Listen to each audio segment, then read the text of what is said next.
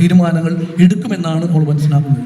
അതിനാൽ ശാശ്വതമായ പരിഹാരം കാണുവാനായിട്ട് നമ്മുടെ ഈ ഒരു വർഷത്തിന് ഉള്ളിൽ തന്നെ ഇത് നടക്കുന്നു എന്നറിയുന്നതിൽ വളരെ സന്തോഷമുണ്ട്.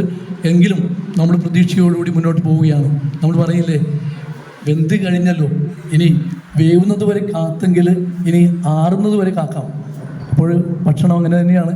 വെന്ത് കഴിഞ്ഞു, ഇനി അത് ആറിക്കഴിഞ്ഞാൽ അതിൻ്റെ എപ്പോഴാണ് അതിൻ്റെ പൂർണ്ണത ലഭിക്കുന്നത് വരെ ഇപ്പോൾ നമ്മളുടെ ഗവൺമെൻറ്റിനോട് നമ്മൾ ആവശ്യപ്പെടുന്ന ഇത്ര മാത്രമുള്ളൂ, ഇനി തീരുമാനങ്ങളെടുത്ത് ഞങ്ങൾക്ക് പരിഹാരം നൽകി തരൂ.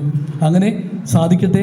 അങ്ങനെയുള്ള അനുഗ്രഹം നമുക്ക് എല്ലാവർക്കും ഉണ്ടായി നമ്മുടെ 610 കുടുംബങ്ങളുടെയും നമ്മുടെ എല്ലാവരുടെയും കണ്ണിരൊപ്പുവാനായിട്ട്, അങ്ങനെ ആഘോഷിക്കുവാനായിട്ട് നമുക്ക് ഉടനെ തന്നെ ഒരു പുലരി ഉണ്ടാകട്ടെ എന്ന് ആശംസിച്ച് പ്രാർത്ഥിച്ചുകൊണ്ട് നിങ്ങളുടെ എല്ലാവരുടെയും അനുവാദത്തോടുകൂടി നിങ്ങളെല്ലാവരെയും ചേർത്ത് പിടിച്ചുകൊണ്ട്, പ്രത്യേകിച്ച് ഇതിന് നേതൃത്വം കൊടുക്കുന്ന എല്ലാവരെയും ഒരിക്കൽ കൂടി നന്ദിയോടെ അഭിനന്ദനത്തോടെ ഓർത്തുകൊണ്ട് ഈ ഇന്നത്തെ ചടങ്ങ് ഔപചാരികമായി ഞാൻ ഉദ്ഘാടനം ചെയ്യുന്നു.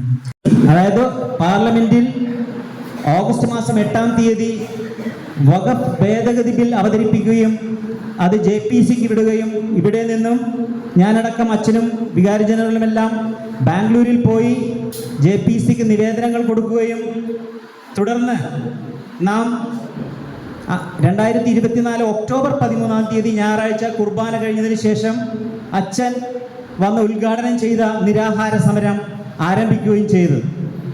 അതിനുശേഷം മുള്ളുകളും കല്ലുകളും നിറഞ്ഞ നീണ്ട യാത്രയിലൂടെ നാം കടന്നു പോയപ്പോൾ 47-ാം ദിവസമാണ് ജുഡീഷ്യൽ കമ്മീഷനെ അനുവദിച്ചുകൊണ്ട് പ്രശ്നത്തിന് ശാശ്വതമായ പരിഹാരം കാണുമെന്ന് പറഞ്ഞ് മുഖ്യമന്ത്രി ഓർഡർ പ്രഖ്യാപിക്കുന്നത്. തുടർന്ന് നാം നീണ്ട പോരാട്ടങ്ങൾ തന്നെ നടത്തേണ്ടി വന്നു.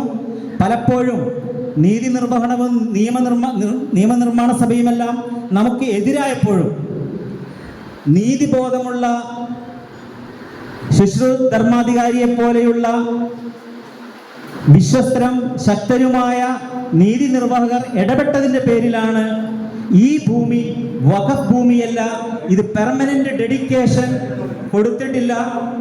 പെർമനന്റ് ഡെഡിക്കേഷൻ കൊടുക്കാതെ എനിക്കും എൻ്റെ സന്തതി പരമ്പരകൾക്കും തിരിച്ചു തരണം എന്ന് വ്യക്തമായി ആധാരത്തിൽ പറഞ്ഞിട്ടുള്ളതാണ്.